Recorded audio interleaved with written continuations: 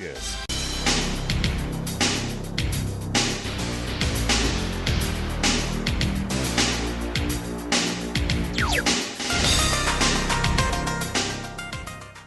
Olá, sejam bem-vindos a mais um programa Ponto de Vista, espaço dedicado para que você conheça as opiniões sobre os mais variados assuntos. No programa de hoje temos a presença de Luiz Marcelo Moreira, o presidente da 121ª subseção da OAB, subseção OAB Cubatão, e também o nosso amigo Luiz Carlos de Andrade, vice-presidente do Sintracomos. Sejam bem-vindos ao Ponto de Vista, Luiz Marcelo, Luiz Carlos de Andrade. Obrigado pelo convite, Márcio. É um grande prazer estar aqui no Ponto de Vista pela primeira vez e principalmente ao lado do Luiz Carlos e no tema que você sugeriu, que seria emprego e mão de obra. Pode ter alguém que conheça do tema igual ao Luiz Carlos, mas mais eu acho que não tem. Maravilha. Luiz Carlos. É um prazer, Márcio, estar aqui com você, ladeado no meu xará, Luiz Moreira, e para a gente debater um tema muito sagrado, que é o emprego, como gerar emprego na nossa cidade e na nossa região. Muito se fala da questão do trabalhador da cidade, da qualificação, das condições, da indústria que abre mão da mão de obra local. Nesse momento em que nós passamos uma crise, desemprego assolando não só a região, mas o país, o que é místico e o que de fato é verdade nessa relação entre emprego, empresa, empregador e empregado? Ô Márcio, a crise parece que ela obriga as partes que representam algum setor a se mexer, né? Nós há muito tempo descobrimos, à luz de uma Agenda 21 que deveria comportar esse debate, ele ficou maneta, né? Os setores fazem a discussão olhando para o seu próprio umbigo, né? Na Fiesp, ali onde tem um painel que discute a continuação da Agenda 21, as partes vivas não são convidadas, que são os sindicatos, tudo.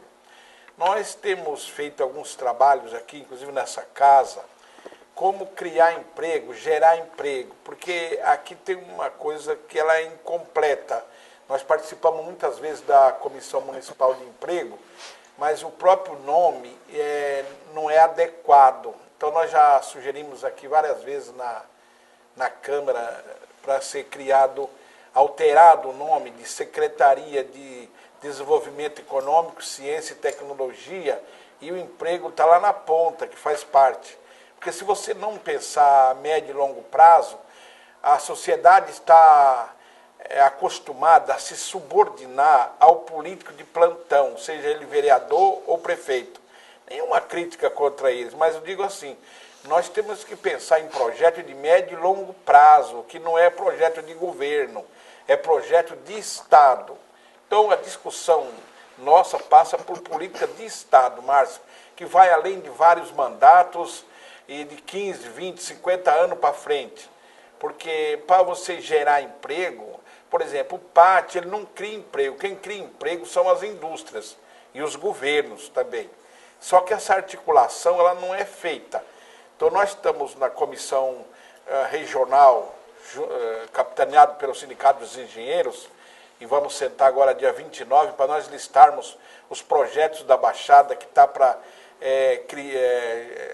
ser feito na região, seja ele o viaduto do Casqueiro, o túnel de Santos, os 2 túneis de Santos, leste-oeste de Santos e Guarujá. Esses projetos desse tipo, segunda-feira vamos estar sentados no Sindicato dos Engenheiros para estar listando.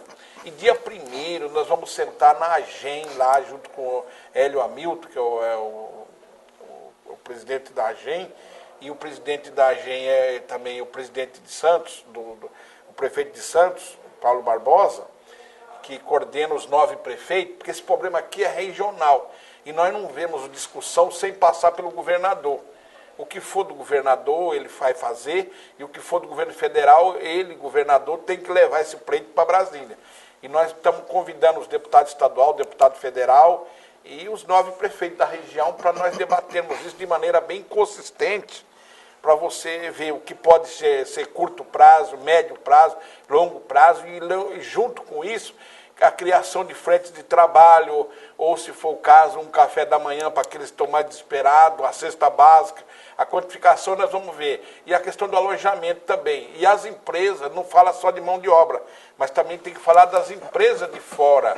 Porque muitas vezes as empresas são contratadas de fora, no intuito de fazer milagre, fazer as obras de graça. E obra de graça não tem em lugar nenhum, ela tem um custo.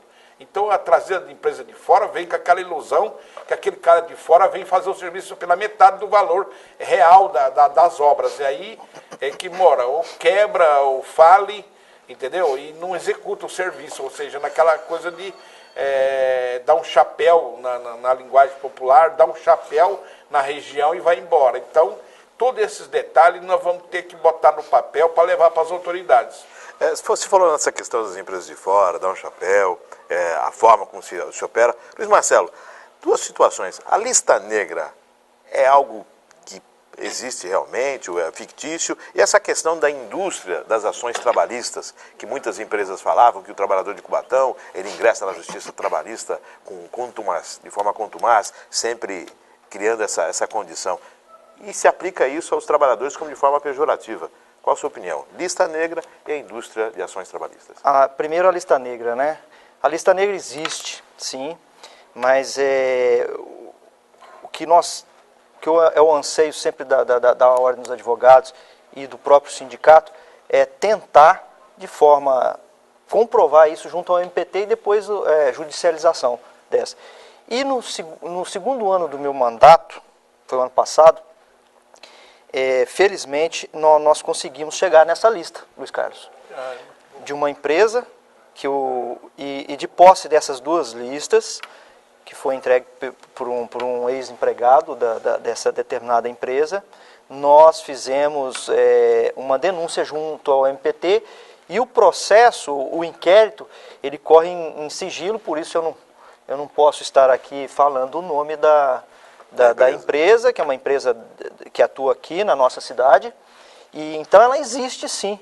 O que não existe, às vezes, infelizmente, não chega nas mãos do sindicato, da ordem, do próprio MPT, é a prova da existência, que é muito difícil de se comprovar isso, né? Essa é a sua primeira... Então a lista, ela de fato... Ela existe há muitos anos. Existe um processo? Existe. Diante disso? Eu fiz uma denúncia junto ao MPT em Santos. Que é o Ministério Público do Trabalho, né? Ministério Público do Trabalho, e iniciou-se um inquérito civil e chamou a empresa, a pessoa que me conduziu essa lista prestou depoimento no MPT de forma sigilosa, inclusive o nome dele não está nem divulgado no próprio inquérito, que ele pediu isso, pela perseguição que se faz posteriormente, até com coação, né? A gente não sabe até que ponto chega essa coação. Então ela existe sim, Márcio, há muitos anos, não é de agora.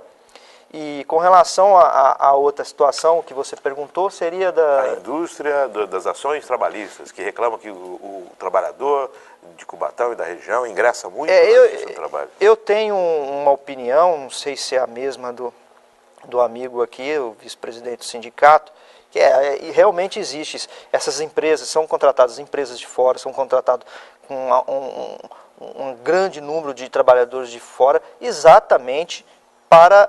posteriormente, aviltar os seus direitos trabalhistas, que ele não ingresse com uma ação. Como que funciona isso? Você me pergunta, mas como assim ele não pode ingressar com ação? Ele é proibido? Não é que ele é proibido tecnicamente, formalmente. É que ele trabalhando, ele vem de uma região, vem do norte de Minas, do Nordeste, ele trabalha por um salário menor, por benefícios aviltados, né, por uma empresa terceirizada, e após o seu contrato de trabalho rescindido, 70%, 80% desses trabalhadores, eles retornam para o seu local de origem. E aí nós temos um grande problema que o judiciário ainda não tem medo de enfrentar, que é o local o último local de demanda. Então, o ajuizamento da ação, da reclamação trabalhista, tem que ser feito aqui em Cubatão. no local de Somente trabalho. aqui. O judiciário poderia,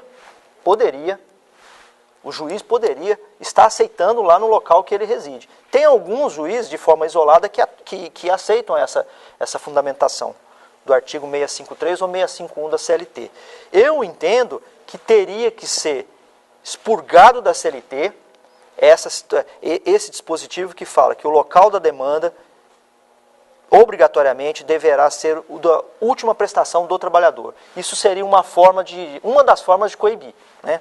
E eu queria só comentar um pouco do que o Luiz Carlos falou. Sim, claro. Ele logo no começo ele falou crise. E geralmente, nós estávamos conversando antes de iniciar o programa, geralmente é na crise que surgem as boas ideias e os mecanismos errados. E eu quero destacar aqui um mecanismo que, a meu ver, em Cubatão foi criado de forma errada, que é essa última legislação que foi criada pelo Executivo, eu não tenho o número, que fala que a obrigatoriedade da contratação da mão de obra local. Mas por que você é contra? Eu não sou contra, sou a favor da contratação. Eu sou contra a forma como foi criada, né? Porque eu entendo que o ente municipal ele não é competente, ele não tem a competência para criar essa lei, né? Então eu entendo que é um vício formal, o que traz a inconstitucionalidade. Eu sou sim favorável a políticas, né, discriminatórias positivas, como existe a de afrodescendente. E também conversava com o Luiz Carlos, que é uma grande oportunidade, Luiz Carlos, dos sindicatos, junto com a Ordem e outros entes da sociedade civil, porque o sindicato, e isso está acontecendo no Brasil, inclusive trouxe aqui vários acordos do TRT da 17ª, do TRT nosso aqui da 2ª região, e uma decisão do próprio TST, que é o Tribunal Superior do Trabalho, dando válida esse tipo de cláusula. Mas que tipo de cláusula? No caso que eu cheguei a encontrar, por exemplo, a Petrobras, os trabalhadores da área da Petrobras, sentam junto com o sindicato dos trabalhadores e negociam uma cláusula de contratação de mão de obra local. Só que essa negociação, ela não é simples, né, Luiz Carlos? Não. Ela tem que ser precedida de estudos científicos, de qualificação do trabalhador. Ela tem que ser embasada. Tem que ser embasada. E ela é feita assim, dessa forma. E tem sido aceito pelo Tribunal Superior do Trabalho. O MPT não gosta muito desse tipo de cláusula, fala que é discriminatória, mas ela não é. Ela iguala os desiguais, né? Então nós temos que fazer. E quando se criou essa lei pelo município aqui em Cubatão, a qual que eu falei que é inconstitucional pelo vício formal dela, que o município não tem a competência de legislar sobre essa matéria, e também não haveria necessidade, porque nós temos no ordenamento municipal duas legislações. Uma é o decreto 9484. Esse decreto, o Luiz Carlos e Márcio, ele cria uma comissão que tem a denominação Comissão Municipal de Defesa do Emprego. Ele é de quando? De 94? Ele é de 2010. 2010. Então, cria a Comissão Municipal de Defesa do Emprego. E um dos objetivos dela é incrementar as medidas para a contratação de mão de obra local, em atuação coordenada com as demais instituições federais, sindicatos e Ordem dos Advogados do Brasil. Está aqui. Então, quando criaram essa lei, que foi no clamor público, Isso. e aqui eu não posso ter medo de falar, que jogou para a galera, porque o trabalhador desesperado quer emprego, foi criada de forma sem usar essa comissão. Então, às vezes a gente fica um pouco chateado da exclusão de determinadas entidades, como a Ordem, o próprio sindicato, na elaboração, no estudo das formas de se resolver esse problema, que em Cubatão é um pouco mais ardente do que nas outras regiões. Nós vamos para um rápido intervalo, depois o Luiz Marcelo Moreira volta nessa questão da comissão, falando também da questão da indústria, das ações trabalhistas, se é verdadeiro, se não é verdadeiro, se realmente é pejorativo para o trabalhador, ou se na verdade o mau empresário se vale disso como forma de justificar a não contratação. Nós vamos a um rápido intervalo e daqui a pouco estamos de volta com o segundo bloco do seu programa de Ponto de Vista.